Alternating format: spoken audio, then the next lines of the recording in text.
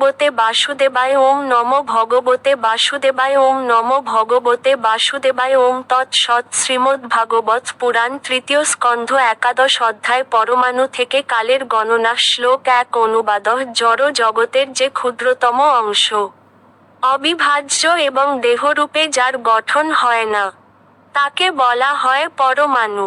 তা সর্বদা তার অদৃশ্য অস্তিত্ব নিয়ে বিদ্যমান থাকে, এমনকি প্রলয়ের পরেও। জড় দেহ এই প্রকার পরমাণুর সমন্বয়ে, কিন্তু সাধারণ মানুষের সেই সম্বন্ধে ভ্রান্ত ধারণা রয়েছে। 2. পরমাণু হচ্ছে ব্যক্ত জগতের চরম অবস্থা। যখন তারা বিভিন্ন প্রকারের শরীর নির্মাণ না করে তাদের স্বরূপে স্থিত থাকে, তখন তাদের বলা হয় পরম মহৎ। ভৌতিক রূপে নিশ্চয়ই অনেক প্রকারের শরীর রয়েছে, কিন্তু পরমাণুর দ্বারা সমগ্র জগৎ সৃষ্টি হয়। 3. পরমাণু সমন্বিত শরীরের গতিবিধির মাপ অনুসারে কালের গণনা করা যায়। কাল সর্বশক্তিমান পরমেশ্বর ভগবান হরির শক্তি, যিনি জড় জগতের অগোচর হলেও সমস্ত পদার্থের গতিবিধি নিয়ন্ত্রণ করেন। 4. পরমাণুর আয়তনকে অতিক্রম করে যেটুকু সময়ে, সেই অনুসারে পারমাণবিক কালের আয়তনকে মাপা হয়। যে কাল সমগ্র পরমাণুর সামগ্রিক অব্যক্ত সমষ্টিকে আবৃত করে, তাকে বলা হয় পরম মহৎ কাল। 5. স্থূল কালের গণনা নিম্নলিখিতভাবে করা হয়: 2টি পরমাণুতে একটি অণু, এবং 3টি অণুতে একটি ত্রশ্রেণু। গবাক্ষের মধ্য দিয়ে গৃহে প্রবিষ্ট সূর্যরশ্মির মধ্যে এই ত্রশ্রেণু দেখা যায়। স্পষ্টভাবে দেখা যায় যে, ত্রশ্রেণু ঊর্ধ্বগামী হয়ে আকাশের দিকে যাচ্ছে। 6. 3টি ত্রশ্রেণু সংযুক্ত হতে যেটুকু সময় লাগে, তাকে বলা হয় ত্রুটি। 100 ত্রুটি পরিমিত কালকে বলা হয় বেদ। 3 বেদের মিলনে 1 লব হয়। 7. 3 লব পরিমিত কালে 1 নিমেষ হয়, 3 নিমেষে 1 ক্ষণ হয়, এবং 5 ক্ষণে 1 কাষ্ঠা এবং 15 কাষ্ঠায় 1 লঘু হয়। 8. 15 লঘুতে 1 নারিকা হয়, যাকে 1 দণ্ডও বলা হয়। 2 দণ্ডে 1 মুহূর্ত হয়, এবং 6 অথবা 7 দণ্ডে মানুষের গণনা অনুসারে দিন অথবা রাত্রির 1/4 বা 1 প্রহর হয়। 9. 4 মাসা পরিমিত স্বর্ণের দ্বারা নির্মিত 4 অঙ্গুলি পরিমাণ শালাকার দ্বারা 6 পল, 14 আউন্স পরিমিত তাম্রপাত্রে একটি ছিদ্র করে সেই পাত্রটি যদি ভালে রাখা হয়, তাহলে সেই পাত্রটি জলে পূর্ণ হতে যতক্ষণ সময় লাগে, সেই সময়কে বলা হয় নারী অথবা দণ্ড। 10. 4 প্রহরে বা জামে মানুষদের দিন এবং 4 প্রহরে রাত্রি হয়। 15 দিবা রাত্রে 1 পক্ষ হয়, এবং শুক্ল ও কৃষ্ণ এই 2 পক্ষে 1 মাস হয়। 11. 2 পক্ষের সমষ্টিতে 1 মাস হয়, এবং তা পিতৃলোকের 1 দিন এবং রাত্রি। 2 মাসে 1 ঋতু হয়, এবং 6 মাসে 1 অয়ন হয়, তা দক্ষিণ ও উত্তর ভেদে দ্বিবিধ। 12. 2 অয়নে দেবতাদের 1 দিন এবং রাত্রি হয়, এবং দেবতাদের সেই দিবারাত্র মানুষদের গণনায় 1 বছর হয়। মানুষদের আয়ু 100 বৎসর। 13. প্রভাবশালী নক্ষত্র, গ্রহ, জ্যোতিষ্ক এবং পরমাণু সমগ্র বিশ্বে পরমেশ্বর ভগবানের নির্দেশনায় তার প্রতিনিধি শাশ্বত কালের প্রভাবে তাদের স্বীয় কক্ষপথে আবর্তিত হচ্ছে। 14. আকাশে সূর্য, বৃহস্পতি, চন্দ্র, নক্ষত্র ও জ্যোতিষ্কের 5টি কক্ষের বিভিন্ন নাম রয়েছে, এবং তাদের প্রত্যেকের স্ব সংবৎসর রয়েছে। 15. হে বিদুর, সূর্য তার অসীম তাপ এবং আলোকের দ্বারা সমস্ত জীবেদের প্রাণবন্ত করেন। তিনি সমস্ত জীবের আয়ু ক্ষয় করেন যাতে তারা মায়ার বন্ধন থেকে মুক্ত হতে পারে, এবং তিনি স্বর্গে উন্নীত হওয়ার পথ প্রশস্ত করেন। এইভাবে তিনি প্রচণ্ড গতিতে মহাকাশে পরিভ্রমণ করেন। এবং তাই সকলের কর্তব্য হচ্ছে প্রতি 5 বছরে একবার পূজার বহুবিধ নৈবেদ্য সহকারে তাকে শ্রদ্ধা নিবেদন করা। 16 বিদুর বললেন, আমি এখন পিতৃলোকের, স্বর্গলোকের এবং মনুষ্যলোকের অধিবাসীদের আয়ুষ্কাল সম্বন্ধে অবগত হয়েছি। এখন আপনি দয়া করে সেই সমস্ত জ্ঞানী ও শ্রেষ্ঠ জীবেদের আয়ু সম্বন্ধে বলুন যারা কল্পের সীমার অতীত।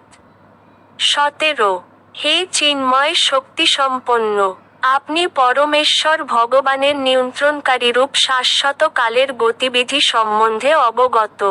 আপনি যেহেতু আত্মতত্ত্ববেত্তা, তাই আপনি আপনার দিব্য দৃষ্টির প্রভাবে সবকিছু দর্শন করতে পারেন। 18 মৈত্রেয় বললেন, হে বিদুর, 4 যুগকে বলা হয় সত্য, ত্রেতা, দ্বাপর এবং কলিযুগ। এই 4 যুগের সমন্বয়ে যে সময়, তা দেবতাদের 12,000 বছর। 19 সত্যযুগের স্থিতিকাল দেবতাদের 4,800 বছরের সমান। ত্রেতা যুগের স্থিতিকাল দেবতাদের 3,600 বছরের সমান। দ্বাপর যুগের স্থিতিকাল দেবতাদের 2,400 বছরের সমান, এবং কলিযুগের স্থিতিকাল দেবতাদের 1,200 বছরের সমান। 20 প্রতিটি যুগের প্রথম এবং শেষ সন্ধিক্ষণ, যা পূর্বের উল্লেখ অনুসারে কেবলমাত্র কয়েক শত বৎসর, তাকেই অভিজ্ঞ জ্যোতিষীরা যুগসন্ধ্যা বলে থাকেন। এই সন্ধিক্ষণে সমস্ত প্রকার ধর্মের অনুষ্ঠান সম্পন্ন হয়। 21 হে বিদুর, সত্যযুগে মানুষ যথাযথ রীতি অনুসারে পূর্ণরূপে ধর্মের আচরণ করত, কিন্তু অন্য যুগে অধর্মের বৃদ্ধির ফলে এক এক পাদ করে ধর্মের হ্রাস পেতে থাকে। 22 ত্রিলোকের, স্বর্গ, মর্ত এবং পাতাললোকের বাইরে ব্রহ্মার লোকে 1000 চতুর্যুগে একদিন হয়। তেমনি ব্রহ্মার রাত্রিকালও ততখানি, এবং বিশ্বের সৃষ্টিকর্তা ব্রহ্মা সেই সময়ে নিদ্রা যান। 23 ব্রহ্মার নিশান্তে যখন ব্রহ্মার দিন শুরু হয়, তখন পুনরায় ত্রিলোকের সৃষ্টি শুরু হয়, এবং তারা 14 মনুর আয়ুষ্কাল পর্যন্ত বর্তমান থাকে। 24 প্রত্যেক মনু 71 চতুর্যুগের কিছু অধিক কাল পর্যন্ত জীবন উপভোগ করেন। বিষ্ণু পুরাণে বর্ণনা করা হয়েছে যে, একজন মনুর আয়ু 71 চতুর্যুগ। 25 প্রত্যেক মনুর অবসানে, তাদের বংশধরগণ সহ পরবর্তী মনুর আবির্ভাব হয়, যিনি বিভিন্ন গ্রহমণ্ডল শাসন করেন, কিন্তু সপ্তর্ষিগণ, এবং ইন্দ্রের মতো দেবতাগণ ও গন্ধর্বদের মতো তাদের অনুগামীগণ সকলেই মনুর সঙ্গে যুগপৎ আবির্ভূত হন। 26 সৃষ্টিতে ব্রহ্মার দিবাভাগে, স্বর্গ, মর্ত ও পাতাল এই ত্রিলোকের আবর্তন হয়, এবং সকাম কর্ম অনুসারে, সেখানকার তির্যক, মানুষ, দেব ও পিতৃগণ আদি অধিবাসীদের আবির্ভাব ও তিরোভাব হয়। 27 প্রত্যেক মন্বন্তরে, পরমেশ্বর ভগবান মনু এবং অন্যান্য অবতার রূপে তার অন্তরঙ্গা শক্তি প্রকাশ করে আবির্ভূত হন। এইভাবে তার শক্তিকে অবলম্বন করে তিনি বিশ্বের পালন করেন। 28 দিনান্তে, তমগুণের ক্ষুদ্র অংশের অধীনে, বিশ্বের শক্তিশালী অভিব্যক্তিও রাত্রির অন্ধকারে লীন হয়ে যায়। শাশ্বত কালের প্রভাবে অসংখ্য জীব তখন প্রলয়ে বিলীন হয়ে থাকে, এবং তখন সবকিছু নীরব হয়ে যায়। 29 ব্রহ্মার যখন রাত্রি শুরু হয়, তখন লোকত্রয় অদৃশ্য হয়ে যায়, এবং ঠিক সাধারণ রাত্রির মতো তখন চন্দ্র ও সূর্য নিষ্প্রভ হয়ে যায়। 30 সংকর্ষণের মুখনিঃসৃত অগ্নির ফলে এই প্রলয় হয়, এবং তখন মহলোকের অধিবাসী ভৃগু আদি ঋষিগণ ত্রিলোক দগ্ধকারী প্রজ্জ্বলিত অগ্নির তাপে পীড়িত হয়ে জনলোকে গমন করেন। 31 প্রলয়ের শুরুতে সমস্ত সমুদ্র বর্ধিত হয়, এবং প্রচণ্ড বায়ুবেগে তরঙ্গসমূহ উদ্বেলিত হয়ে ত্রিভুবনকে পরিপ্লাবিত করে। 32 পরমেশ্বর ভগবান শ্রীহরি তখন মুদ্রিত নয়নে জলের উপর অনন্ত শয্যায় শয়ন করেন, এবং জনলোকের অধিবাসীরা তখন কৃতাঞ্জলি পুটে তার স্তব করেন।